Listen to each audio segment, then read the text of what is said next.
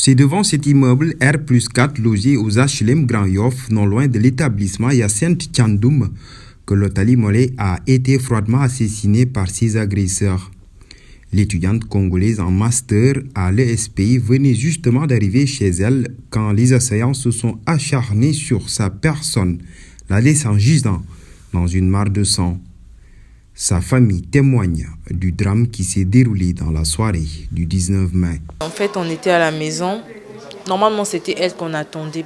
On avait même dormi au salon parce qu'elle n'était toujours pas rentrée. Et à partir d'une heure, on a sonné à la porte, on se disait que c'était elle. Et quand on a ouvert la porte, c'était pas elle, c'était la voisine d'en bas. Elle est montée, elle nous a dit: parmi vous qui n'est pas encore rentré. On a dit: c'est notre sœur. Qu'est-ce qui se passe? Elle a dit: il y a une fille qu'on a agressée en bas, venez voir si c'est elle. Et après, quand on est parti en bas, c'était elle qu'on avait agressée.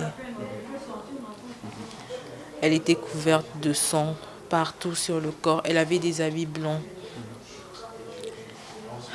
Mais ce qui m'a plus étonné, c'est la réaction des ambulanciers, parce qu'eux, ils ont l'expérience sur ce genre de situation.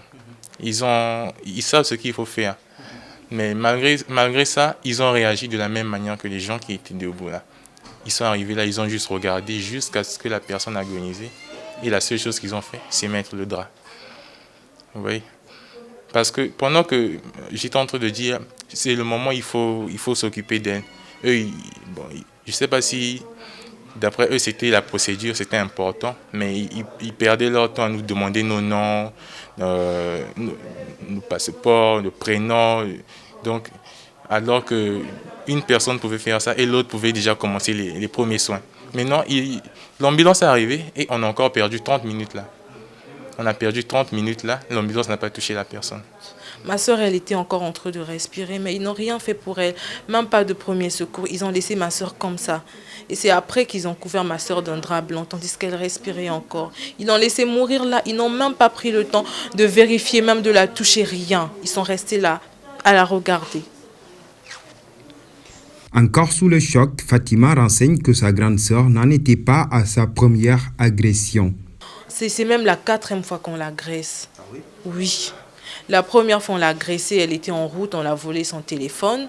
Elle a même suivi les agresseurs. Tandis qu'il y avait des gens tout autour, mais on agresse une personne en plein jour en plus. On l'a agressée. Et la 2e fois, on l'a encore agressée. La 3e fois, on l'a volé le téléphone dans le bus. En fait, ici, c'est devenu comme ça, en fait. Ils agressent les gens tout le temps, n'importe où, n'importe comment, c'est devenu...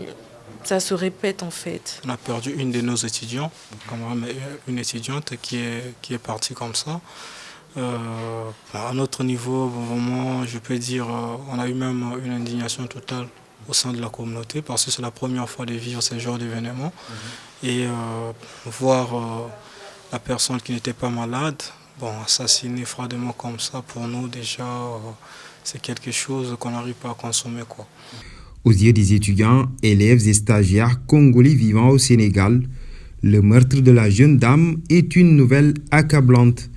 L'association qui les regroupe a, dès les premières heures qui ont suivi le drame, saisi les autorités consulaires pour mieux clarifier cette affaire qui indigne la communauté congolaise. Donc s'il y a une chose qu'on réclame auprès de nos autorités, c'est juste qu'ils doivent nous accompagner pour que la justice soit faite. Et de même pour les autorités sénégalaises. Oui, parce que ça impacte aussi pour la tranquillité du Sénégal. Déjà, actuellement, il y a plus de, on peut dire, on est au nombre de 8000 et quelques. Donc, ce qui veut dire que pour nous, on se dit que non, on se sent chez nous ici.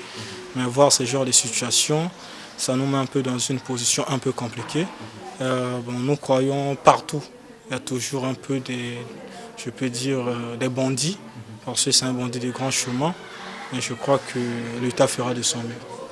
Trouvés à la maison mortuaire, les étudiants guinéens sont venus s'associer à la douleur de la communauté congolaise. J'ai voulu assister et venir parce qu'en tant que femme, J'ai trouvé cette histoire vraiment tragique et effrayante, je vais dire. Parce que là, je me dis que voilà, personne n'est en sécurité avec ce qui s'est passé et tout.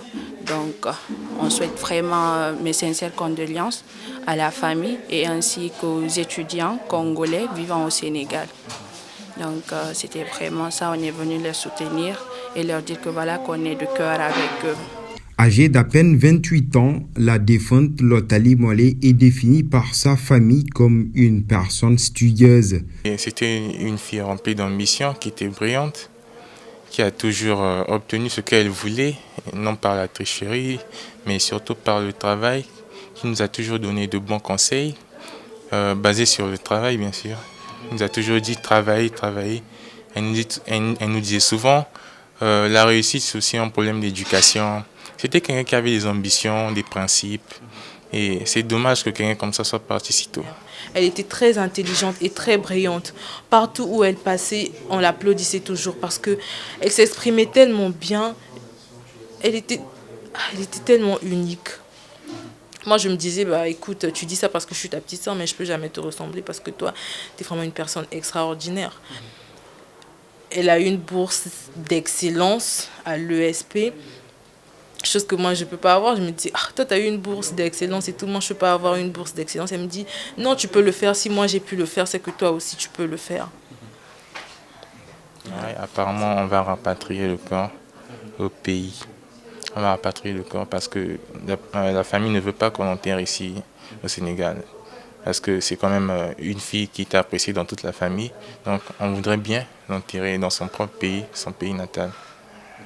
L'association des étudiants, élèves et stagiaires congolais au Sénégal dénonce toutefois les attaques dont sont souvent victimes les ressortissants étrangers et invite les autorités à mieux agir pour leur assurer la quiétude.